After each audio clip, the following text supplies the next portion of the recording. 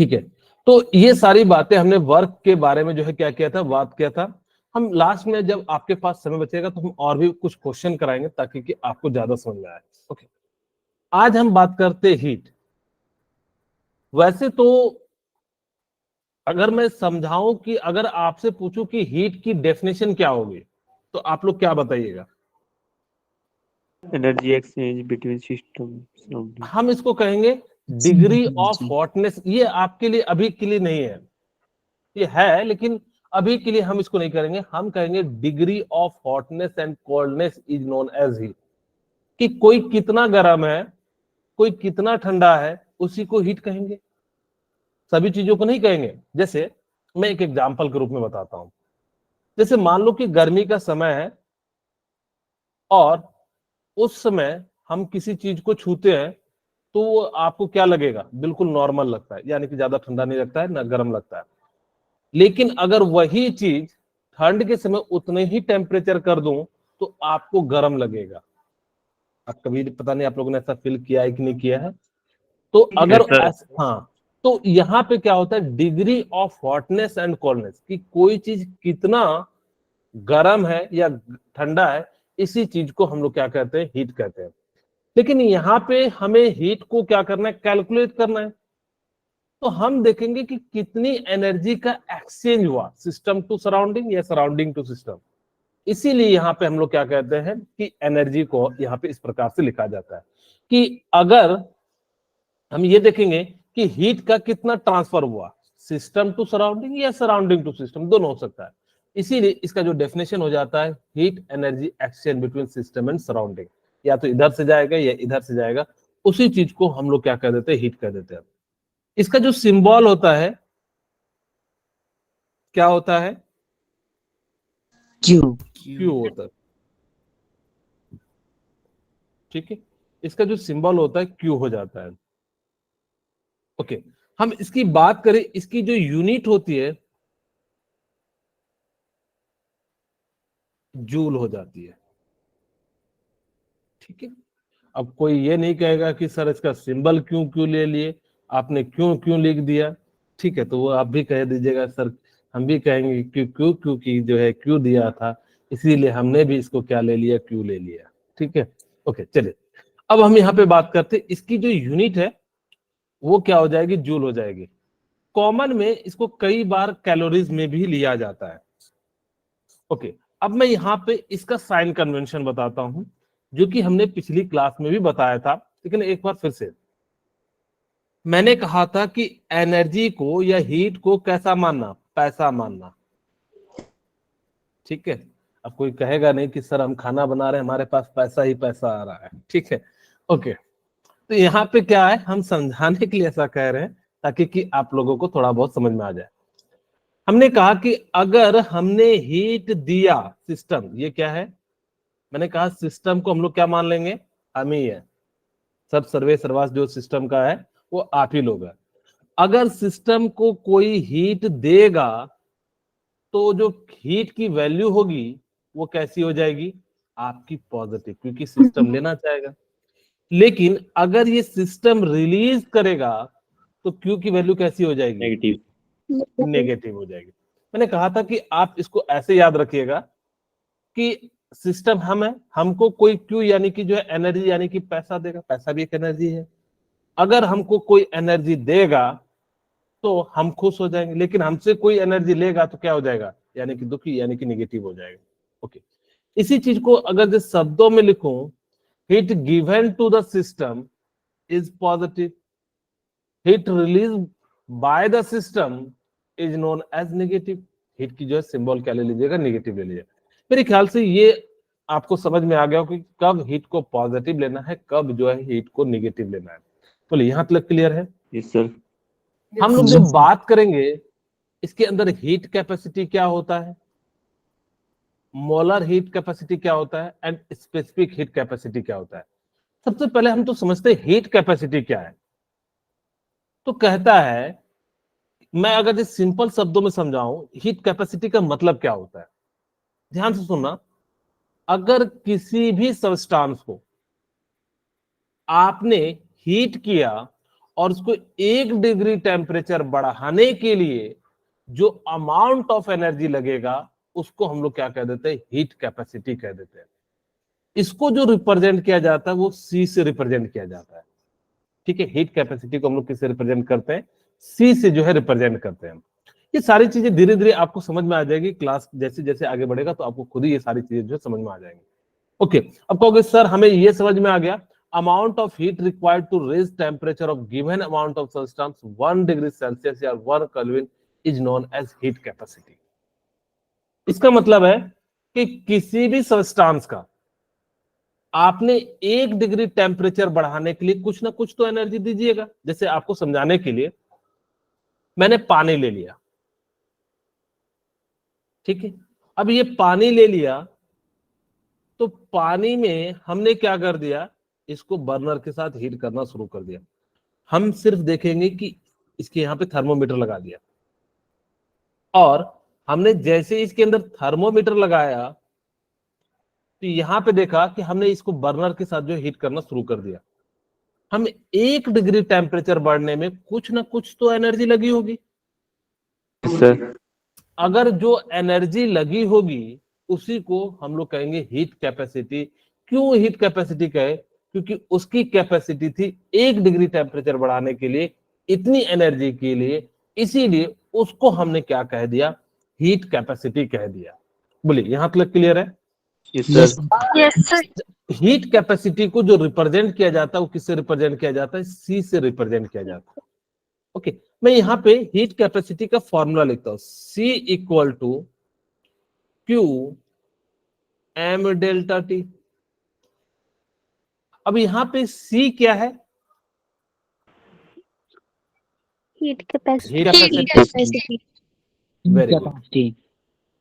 और Q क्या है, हीट हीट हीट है। अब दोनों में क्या अंतर है, वो हीट कैपेसिटी है असल उसमें। यहां पे इसका मतलब है कि किसी सब्सटेंस को आप 1 डिग्री टेम्परेचर बढ़ा रहे हो और डेल्टा टी क्या है, चेंज इन टेम्परेचर है। ठीक है, ओके। अगर मैं इसकी यूनिट लिखूं, आपको मैंने बताया कि जो हीट की जो यूनिट होती है वो जूल होती है, मास की क्या हो जाती है, केजी, टेम्परेचर की किसकी हो जाती है, केल्विन। तो यानी कि इस हीट कैपेसिटी का यूनिट क्या हो जाएगा, यूनिट ऑफ हीट कैपेसिटी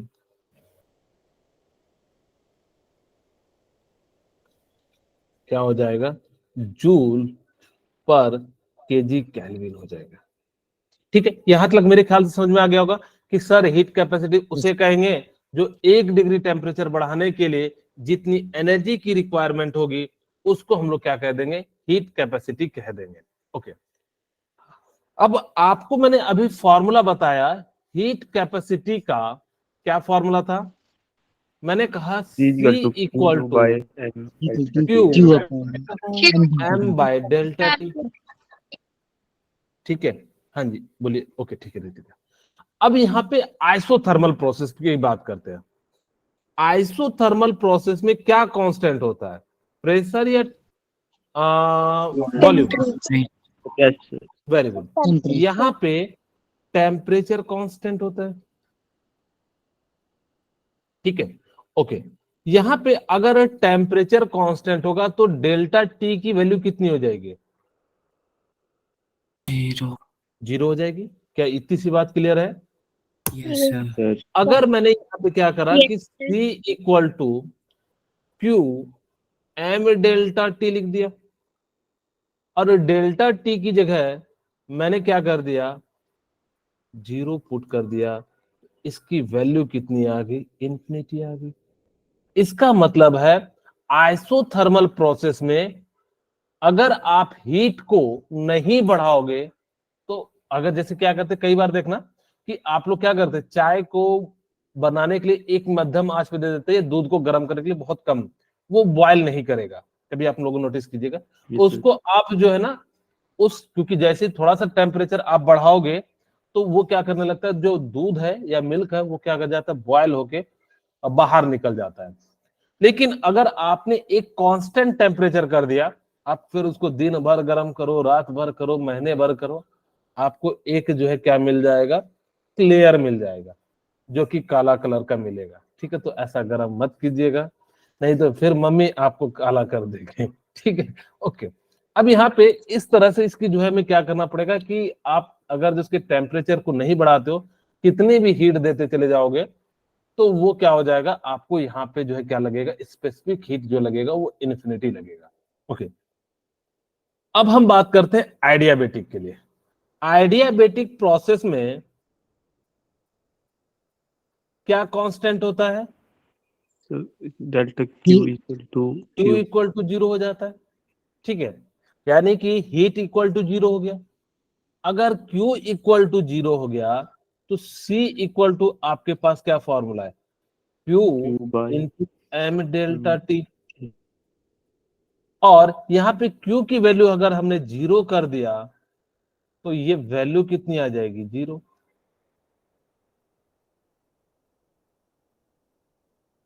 यहां से एक बात कह सकते हैं कि स्पेसिफिक हीट की जो वैल्यू है 0 से लेके क्या करेगा, इन्फिनिटी तक लाई करेगा। यहां लिख भी देता हूं, इस जो है स्पेसिफिक हीट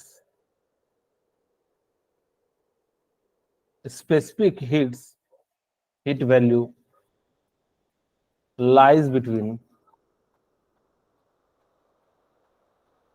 0 to infinity।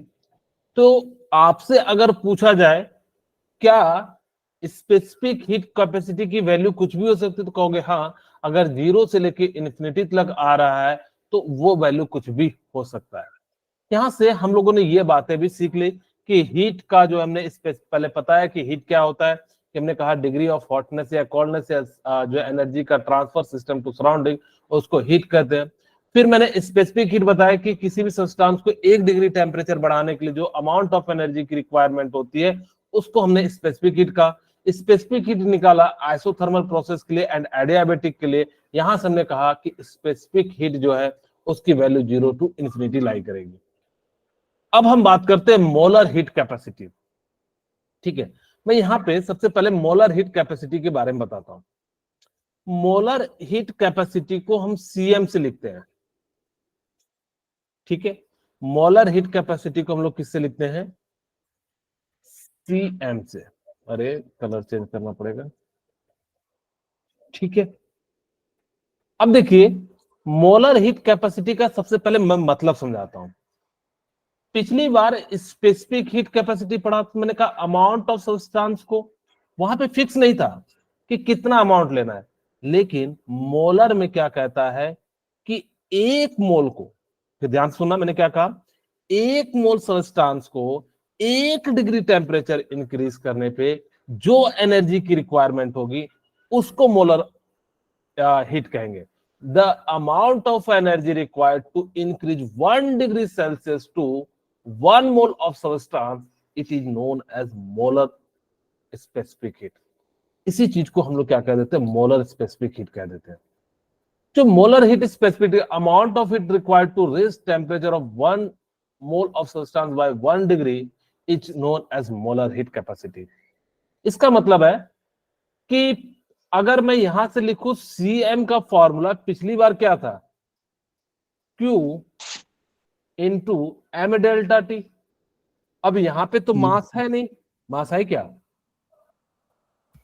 तो यहाँ पे एन एन क्या हो जाए, यहाँ पे क्या हो जाएगा, मास की जगह एन हो जाएगा। क्या ये बात समझ में आई कैसे मैंने लिखा? Yes sir. ओके, अब यहाँ पे आपको ये जो है मैं लिख भी देता हूं, यहाँ पे सीएम क्या है, आपके सीएम कौन है, सुखविंदर सिंह। क्या नाम है, सुखविंदर सिंह है, नहीं है? अच्छा आप लोग हिमाचल के हैं ना, अच्छा मैं, ओके ठीक है, मुझे लगा कि मैं उत्तराखंड से आया था ना, पुष्कर था ना, पुष्कर धवन क्या नाम था, ऐसे कुछ था, मुझे याद नहीं। ओके, यहाँ पे सीएम जो है क्या हो जाएगा, मोलर स्पेसिफिक हीट।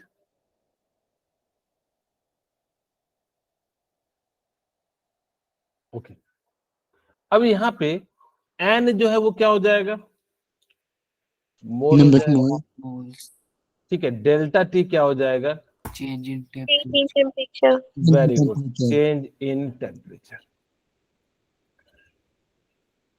ठीक है। ओके, अब यहां से मैं एक सिंपल पहले इसका यूनिट निकाल लेते हैं। Unit of molar specific heat,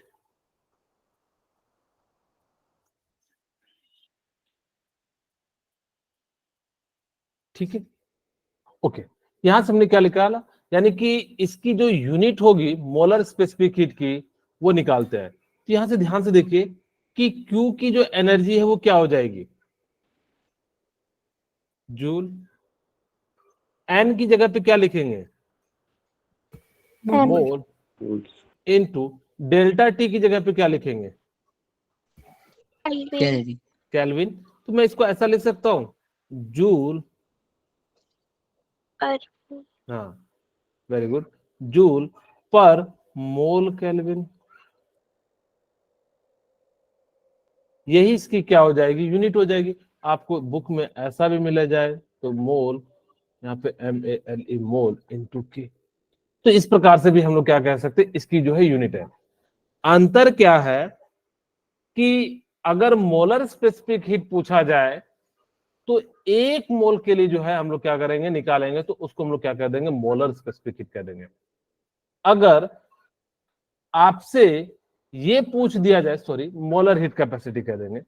अगर आपसे ये पूछ दिया जाए स्पेसिफिक हीट कैपेसिटी, उससे क्या पूछ दिया जाए, स्पेसिफिक हीट कैपेसिटी। अगर हमसे कहा जा रहा है स्पेसिफिक हीट कैपेसिटी, तो यहां पे कह रहा है कि 1 ग्राम सबस्टांस को 1 डिग्री टेम्परेचर इंक्रीज करने के लिए जो अमाउंट ऑफ एनर्जी की रिक्वायरमेंट होगी उसको हम लोग क्या कह देंगे, स्पेसिफिक हीट कैपेसिटी। 3 बातें हमने बताई। हमने पहला बात पढ़ा हीट कैपेसिटी, किसी भी सबस्टांस को 1 डिग्री टेम्परेचर इंक्रीज करने के लिए। यहां पे हमने नहीं बात किया कि कितना डिग्री, उसको कितना मास है, नहीं। फिर हमने बात करा मोलर में, मैंने कहा कि अब वहां पे क्वांटिटी फिक्स कर रहे हैं, क्योंकि जब आप क्वांटिटी फिक्स करोगे तभी आप उसको अच्छी से ज्यादा जो है हम लोग क्या कर सकते हैं, बता सकते हैं।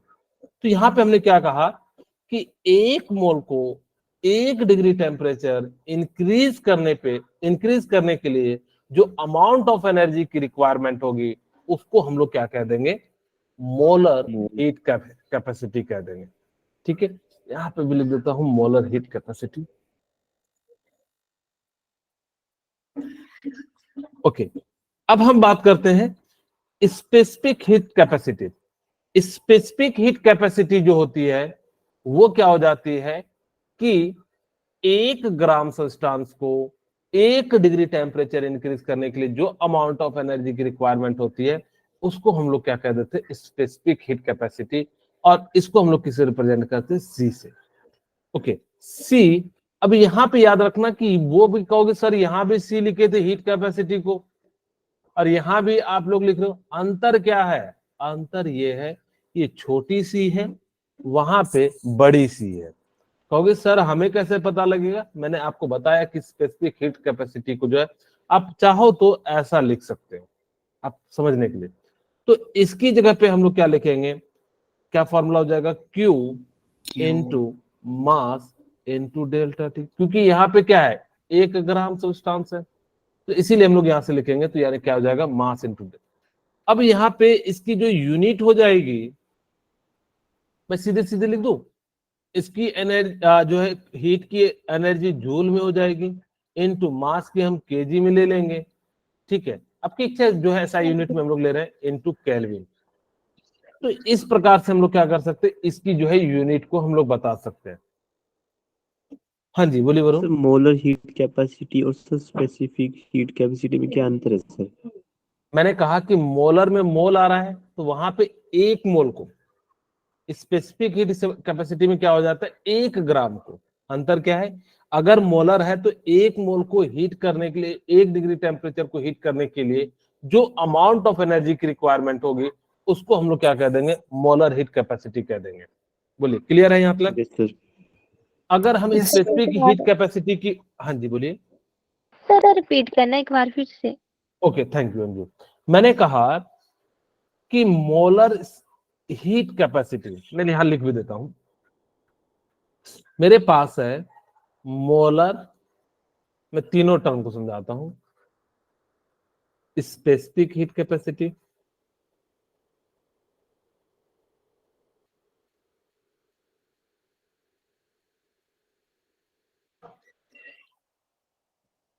ठीक है, तो यहां पे लिख देता हूं मोलर हीट कैपेसिटी,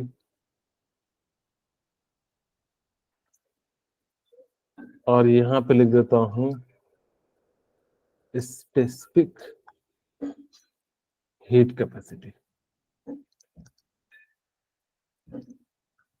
ध्यान से देखना, यहां पे किसी भी अमाउंट को, यहां पता नहीं है कि कितना अमाउंट होना चाहिए, यहां पे हम लोग लिख देते हैं अमाउंट, और इसकी जो टेम्परेचर है वो कितना डिग्री जो है कितना होना चाहिए, 1 डिग्री सेल्सियस इंक्रीज करने के लिए। यहाँ पे क्या है, 1 मोल को 1 डिग्री टेम्परेचर इंक्रीज करने के लिए। यहाँ पे क्या है, 1 ग्राम को 1 डिग्री टेम्परेचर इंक्रीज करने के लिए जो अमाउंट ऑफ एनर्जी की रिक्वायरमेंट होगी उसको हम लोग क्या कह देंगे, specific heat capacity, molar heat capacity and specific heat capacity. क्या अब समझ में आ गया अंजू? Yes sir. ओके, अब हम बात करते हैं कि यहाँ पे specific heat capacity at constant volume and eight constant pressure. हमने अभी आपको बताया स्पेसिफिक हीट कैपेसिटी का मतलब क्या होता है, the amount of energy required to increase 1 degree Celsius of 1 gram substance is known as specific heat. अगर हमने वॉल्यूम को कांस्टेंट कर दिया तो हम यहां पे लिख देते सीबी, छोटी सीबी, ठीक है, यहां पे हमने क्या लिख दिया, छोटी सीबी। अब यहां पे छोटी सीवी की वैल्यू, क्योंकि ये वी क्या बता रहा है, कांस्टेंट वॉल्यूम में, तो आपके पास सीवी का जो फॉर्मूला था वो क्या था, क्यू इनटू क्या था, मास इनटू डेल्टी, ठीक है। 30. हाँ, तो यहां से हमने क्या करा कि इसकी जो फॉर्मूला है सीवी इक्वल टू क्या हो जाएगा, क्यों, यहाँ पे सीवी का मतलब क्या है, स्पेस जो है specific heat capacity at constant volume, ठीक है। मैं यहां पे लिख देता हूं S S C at constant volume. आप लोग जो है सिंपल हार्मोनिक जो है नहीं पढ़ने लगिएगा, इसको हम लोग कहते हैं यहाँ पे specific heat capacity at constant volume, ठीक है, थोड़ा शॉर्ट में लिखा। ओके, अब कहोगे ठीक है सर, यहां से हमने क्या करा कि सीवी की वैल्यू क्या कर लिया, कैलकुलेट कर लिया एट कांस्टेंट प्रेशर। अगर कांस्टेंट प्रेशर होगा और मुझे क्या निकालना है, स्पेसिफिक हीट, तो छोटी सी पी इक्वल टू क्या हो जाएगा, Q into M delta T. अब आपको इसकी यूनिट तो मैंने पहले ही बता दी, जूल केजी पर केल्विन, इसकी भी क्या हो जाएगी यूनिट, जूल पर केल्विन हो जाएगी। यहां पे सीपी की वैल्यू क्या हो जाएगी, S H eight constant pressure. बोलिए, मेरे ख्याल से यहां तक आप लोगों को समझ में आ गया होगा। Yes, okay, sir. अब हमने ये सीखा कि भाई कैसे स्पेसिफिक एट कांस्टेंट वॉल्यूम पे निकालेंगे। जब हमारे पास वॉल्यूम कांस्टेंट हो, जब प्रेशर कांस्टेंट हो, तो हम लोग क्या करेंगे, इस प्रकार से हम लोग क्या कर सकते हैं, इनकी वैल्यू को कैलकुलेट कर सकते हैं। अब हम बात करते हैं, जब आपके पास molar specific heat capacity of gas, इसको हम लोग किससे रिप्रेजेंट करते हैं, सी से। मैंने आपको बताया कि जो सी जो होता है वो बड़ा सी होता है, सी का जो फॉर्मूला हो जाएगा वो ये भी क्या हो जाएगा, क्यू इनटू यहाँ पे क्या हो जाएगा, एन डेल्टा टी, यही भी मैंने बताया। लेकिन अगर आपके पास कांस्टेंट वॉल्यूम है तो सी भी इक्वल टू क्या हो जाएगा, Q by N delta T. ये क्या है, सीवी का मतलब क्या है, वॉल्यूम, हाँ, या मोलर में पूरा लिख देता हूं, मोलर स्पेसिफिक। अब इसके यूज करेंगे, इसीलिए इन टर्म को मैं समझा रहा हूं। Specific heat,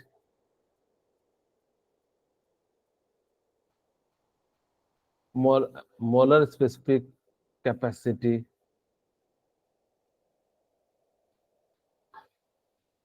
eight constant volume. ठीक है, अगर आपसे इसकी यूनिट पूछा जाए तो आप कह दीजिएगा कि सिंपली क्या हो जाएगा, जूल, और ये क्या हो जाएगा, मोल पर केल्विन हो जाएगा। ठीक है, ओके। अब हम यहां से आपको दो छोटी छोटी बातें सिखाते हैं। ये यहां से आपने अभी तक ये तो सीख लिया कि अगर मोलर होगा तो उसको कैपिटल सी से लिखना, और अगर जो वो जो है स्पेसिफिक होगा तो उसको छोटी से हम जो है क्या करेंगे, रिप्रेजेंट करेंगे। अब हम यहाँ पे हम लोग क्या करते हैं कि इसकी जो है ना वैल्यू कैलकुलेट करते हैं। कैसे कैलकुलेट करते हैं, ध्यान सुनिएगा। मेरे पास अगर मैं कहूं कि सीपी की वैल्यू, ठीक है, मैं यहां पे लिख रहा हूं। अच्छा, यहां पे पहले मैं एक बार और समझा देता हूं। ओहो, एक पेज एक्स्ट्रा हो गया। ठीक है, अगर मैं यहीं पे निकालू molar specific constant, specific heat constant at constant pressure, molar specific heat constant at constant pressure.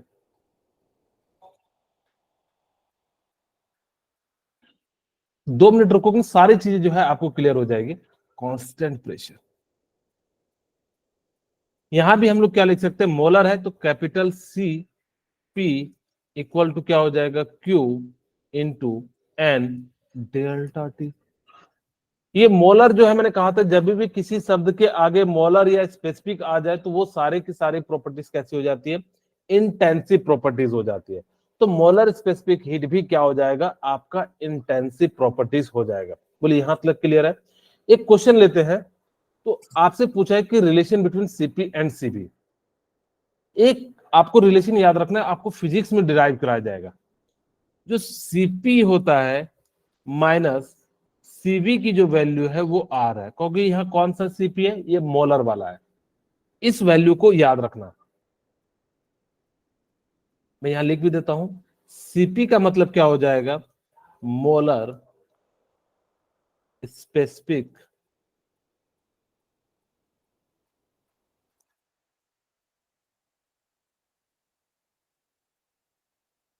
Capacity.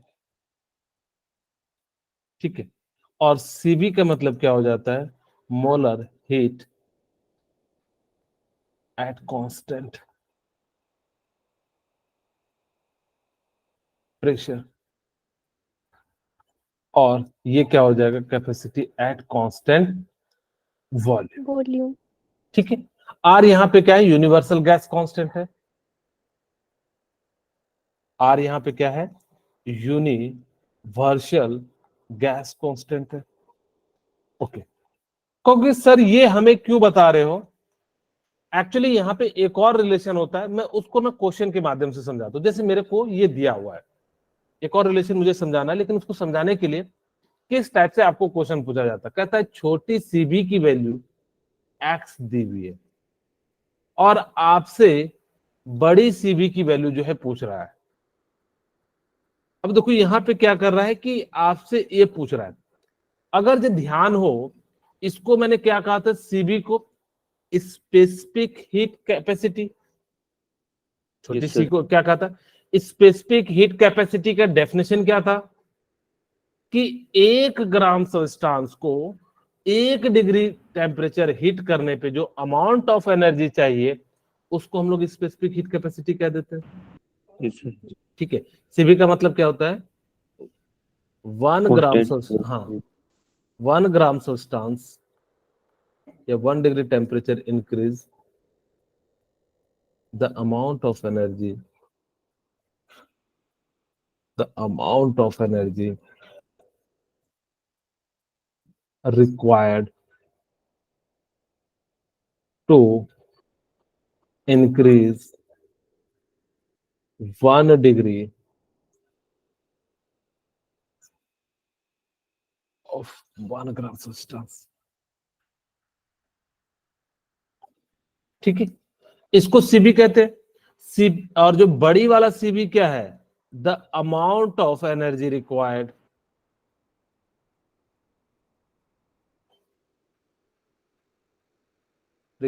to increase 1 degree Celsius of 1 mole substance।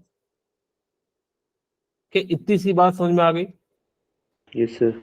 अब देखिए ध्यान से, क्या अगर इसका मतलब है 1 ग्राम का एनर्जी दिया हुआ है हीट कैपेसिटी, यस सर।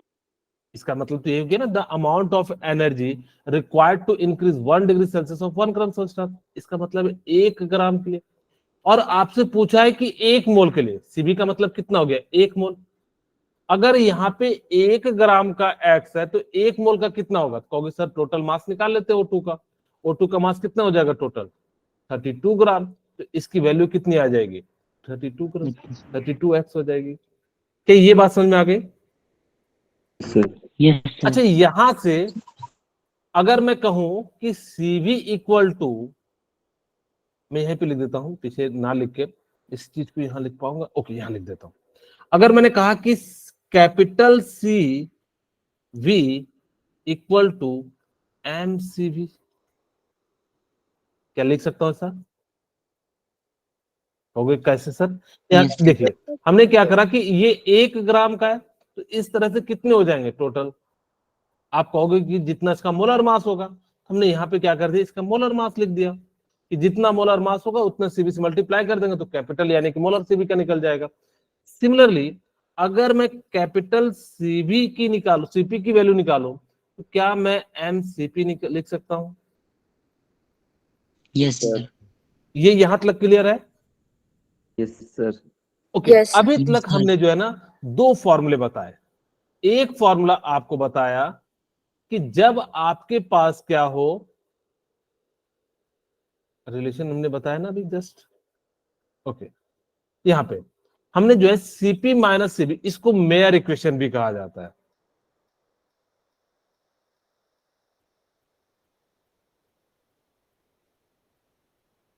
अब मैं फटाफट से आपको सारी चीजें रिकॉल कराता हूं क्योंकि मुझे जो है ना नेक्स्ट स्टेप पे पहुंचना है। मैंने क्या कहा अभी तक, मैंने बताया कि हीट क्या होता है, बेसिकली सिस्टम टू सराउंडिंग जाते हैं उसको हम लोग क्या कह देते हैं, हीट कह देते हैं। हीट में मैंने कहा कि जब हम सिस्टम को एनर्जी देते हैं तो पॉजिटिव हीट होता है, और जब सिस्टम हमें एनर्जी देता है तो वो नेगेटिव एनर्जी हो जाता है। फिर मैंने बताया कि हीट कैपेसिटी क्या होती है, the amount of energy is required to increase 1 degree Celsius, यानी कि सिंपल शब्दों में कहें कि 1 डिग्री टेम्परेचर इंक्रीज करने के लिए जो अमाउंट ऑफ एनर्जी की रिक्वायरमेंट होती है उसको हमने कहा हीट कैपेसिटी। फिर हमने बताया कि मोलर हीट कैपेसिटी क्या होती है, तो 1 मोल को जो है इंक्रीज करने के लिए 1 डिग्री टेम्परेचर जो अमाउंट ऑफ एनर्जी की रिक्वायरमेंट होती है उसको हम लोग क्या कह देते हैं, molar heat capacity. Specific heat capacity किसे कहते हैं, 1 ग्राम टेम्परेचर को इंक्रीज करने के लिए। अब हमने क्या करा कि सीपी जो होता है या सीबी, उसका मतलब होता है कांस्टेंट प्रेशर एंड कांस्टेंट जो है वॉल्यूम। सीपी माइनस सीबी की जो वैल्यू होती है वो किसके बराबर हो जाती है, आर के बराबर हो जाती है। हमने ये अभी क्वेश्चन से देखा कि सीबी की वैल्यू जो है एमसीबी के बराबर है, सीपी की वैल्यू किसके बराबर है, एमसीपी के बराबर है। यानी कि जितना मास होगा उस प्रकार से हम लोग क्या कर सकते हैं, यहां से निकाल सकते हैं। ओके, तो यहां से हमने क्या क्या सीखा, CP minus CB equal to R. ठीक है, दूसरा आपने क्या सीखा, सीवी इक्वल टू एम छोटी सीवी। तीसरा क्या सीखा, CP equal to M CP. चौथा सीखा आपने कि C equal to Q into M delta T. अगर मैं यहां से पूछूं कि हीट का फॉर्मूला क्या हो जाएगा, क्या आप लोग ऐसा लिख सकते हैं, Q equal to C into M delta T, और इसी चीज को हम लोग लिखते हैं एम सी डेल्टा टी। यहां से हमने हीट का भी फॉर्मूला निकाल लिया। देखिए ध्यान से, हमने क्या करा, यहां से जो है हीट का फॉर्मूला निकाल लिया। ये सारे के सारे क्या है, इंपॉर्टेंट रिलेशनशिप है। अच्छा अब मुझे बताइएगा ध्यान से। हाँ हाँ बोलिए वरुण। सर ये CPSV सर ये कैपिटल में है सर, सब नीचे रख। नहीं, अब यहाँ पे हमने जो है क्या करा कि इसको जो लिखा है स्पेसिफिक हीट के लिए जो हम लोग क्या करते हैं, जब हमारे पास रहता है तब हम छोटी का यूज करते हैं। ठीक है, आपको वहां नोटिफिकेशन दिया रहेगा कि इसका मतलब क्या है, आप चिंता, लेकिन हाँ अगर जो छोटी सी दिया हुआ है तो इसका मतलब क्या है, वो स्पेसिफिक की बात कर रहा है। लेकिन अगर जो हीट कैपेसिटी है तो वो बड़ी कैपिटल में ही हम लोग ले लेते हैं। ठीक है, ओके। अब यहां से हमने क्या करा, अगर मेरे पास कांस्टेंट वॉल्यूम हो जाता तो फिर हमारा ये चेंज हो जाता। ठीक है, अब हम यहां से एक और फॉर्मूला डिराइव करने जा रहे हैं। कैसे, आपको याद रखना है कि सीवी की जो वैल्यू है वो F/2R होती है।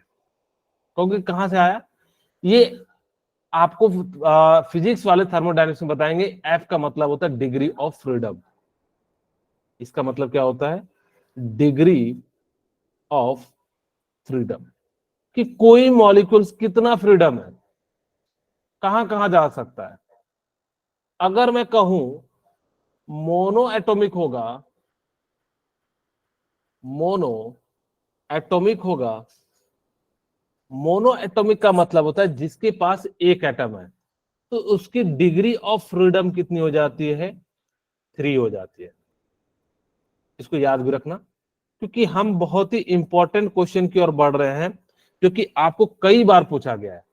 यहां से आपको क्या हो जाएगा, 3।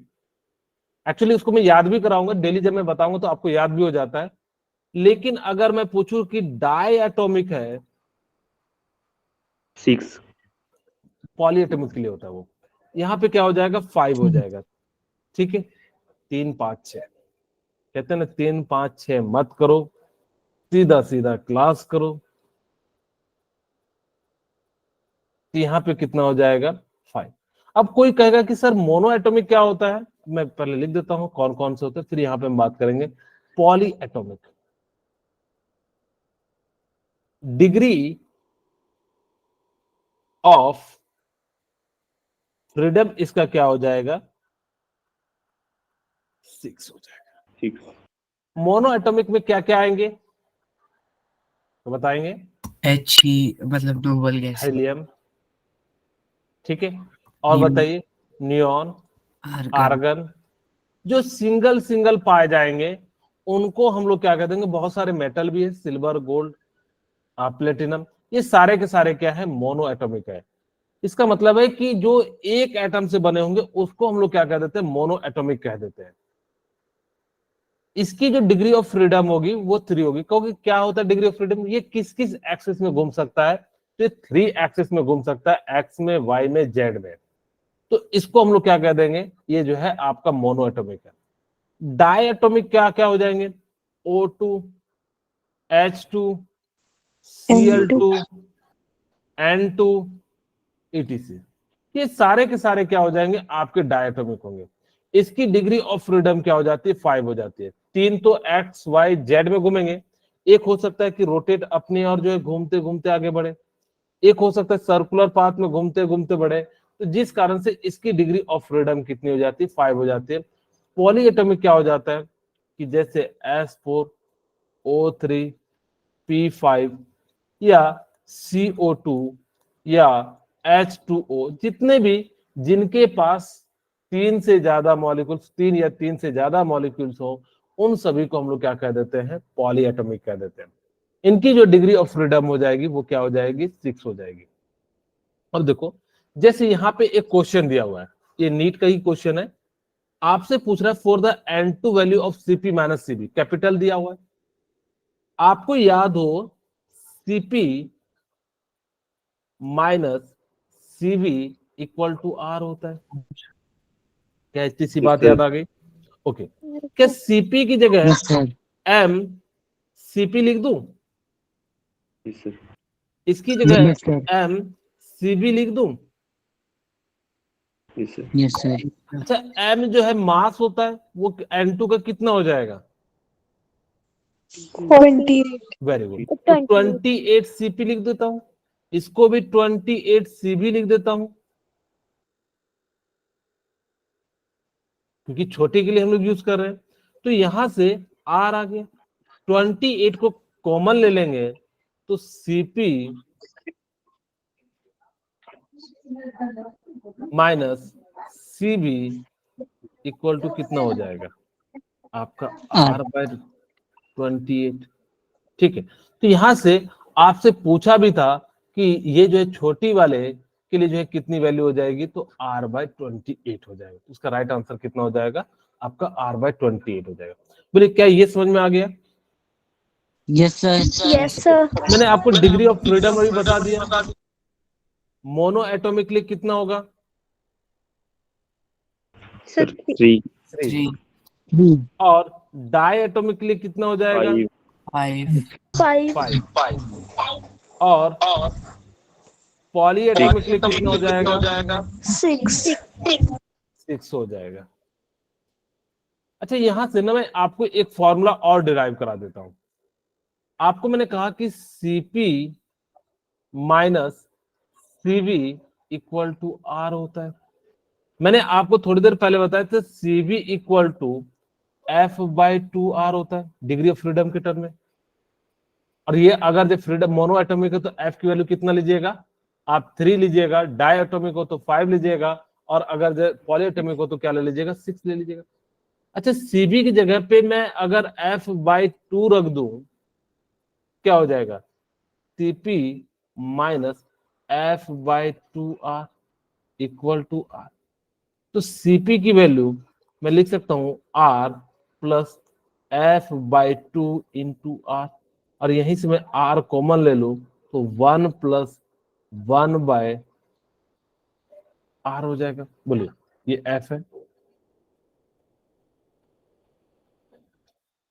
यहां तक क्लियर है?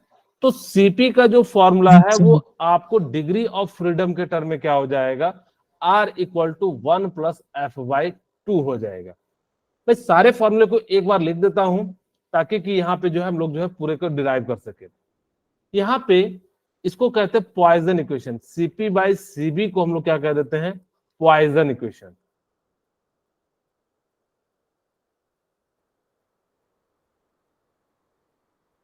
ओके, क्योंकि आपको ना यही वैल्यू आपको सबसे ज्यादा यूज पड़ेगी पूरे थर्मोडायनेमिक्स में जब आप क्या करोगे? हीट की वैल्यू निकालोगे। एफ यहाँ पे क्या है? Degree of freedom. ठीक है, डिग्री ऑफ फ्रीडम।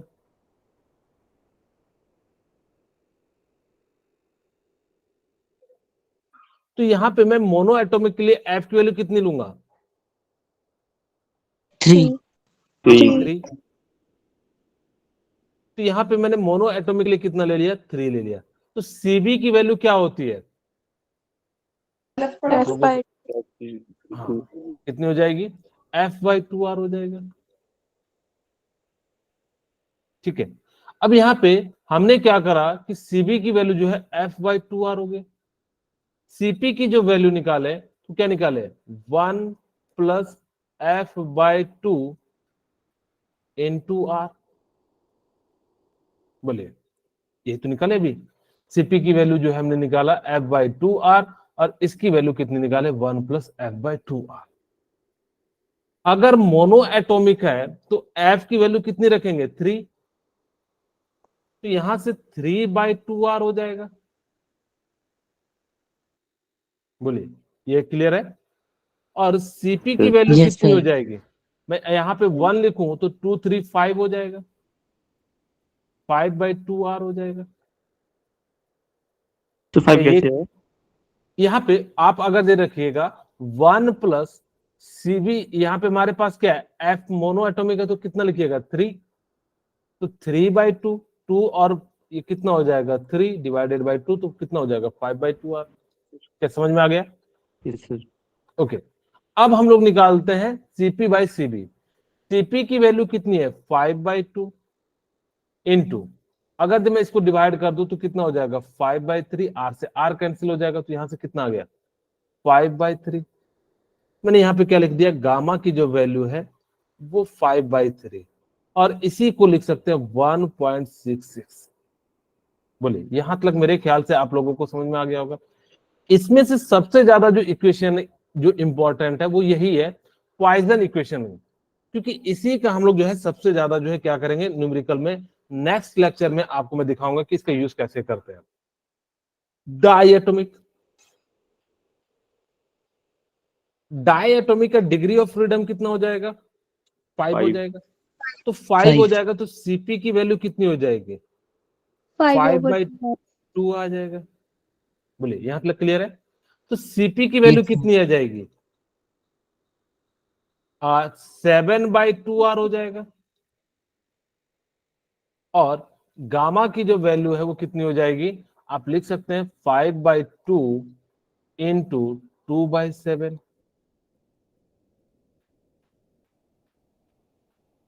ठीक है, कितना ज्यादा आ गया क्या? अच्छा सॉरी, उल्टा कर दिया ना। यहाँ पे कितना हो जाएगा? 7/2, क्योंकि सीपी बाई सीबी है। 7/2 इंटू 2/5, ये कट जाएगा तो कितना हो जाएगा? 7/5। और 7/5 की वैल्यू कितनी हो जाती है? 1.4। बोलिए यहां तक क्लियर है? अब हम Yes, sir. निकालते हैं ट्राई एटॉमिक के लिए। Yes, sir. ट्राई एटॉमिक के लिए तो ट्राई एटॉमिक में इसकी वैल्यू कितनी हो जाती है? 6। 6 तो यहां से सीवी की वैल्यू कितनी हो जाएगी? 7. 3R हो जाएगी, क्योंकि एफ की तो वैल्यू 6 रखे। पॉलीएटॉमिक में निकालेंगे। क्या बोले? पॉलीएटॉमिक। ट्राई एटॉमिक या पॉलीएटॉमिक ही लिख दीजिए आप, ग्रेटर देन यहाँ पे पॉलीएटॉमिक। अभी यहाँ पे कितना हो गया? 3R हो गया। अगर सीपी की वैल्यू निकालेंगे तो कितना हो जाएगा? यहाँ से हमारे पास कितना हो जाएगा? 4R हो जाएगा। Very good. यहां से हमारे पास कितने हो जाएगा गामा का वैल्यू? 4/3। और किसका हो जाएगा? 1.33। अब देखो जेई मेंस ने क्या क्वेश्चन पूछा था, उसने पूछा था कि गामा जो है ना, उसने पूछा था ऑर्डर बताओ। किसके लिए? आपसे उसने पूछा था गामा जो है मोनो एटॉमिक के लिए, और गामा जो है डाई एटॉमिक के लिए, और गामा जो है पॉली एटॉमिक के लिए। यही क्वेश्चन पूछा था कि उसने अरेंज करना था कि किसका सबसे ज्यादा होता है। तो याद रखिएगा कि मोनो एटॉमिक का सबसे ज्यादा होगा 1.666, और उसके बाद किसका हो जाएगा? डाई एटॉमिक का, और फिर लास्ट में क्या हो जाएगा? इस ऑर्डर को याद रखना। आपको कुछ याद ना रहे, इसकी वैल्यू याद रखना, क्योंकि हम पूरे थर्मोडायनेमिक्स में इसको कई बार जो है यूज करेंगे। तो यहां से हमने क्या करा कि 1.66 मोनो एटॉमिक के लिए निकालते हैं, डाई एटॉमिक के लिए हम लोग 5 निकालते हैं, एंड पॉली एटॉमिक के लिए कितना निकाल लेते हैं? 1.33 निकाल लेते हैं।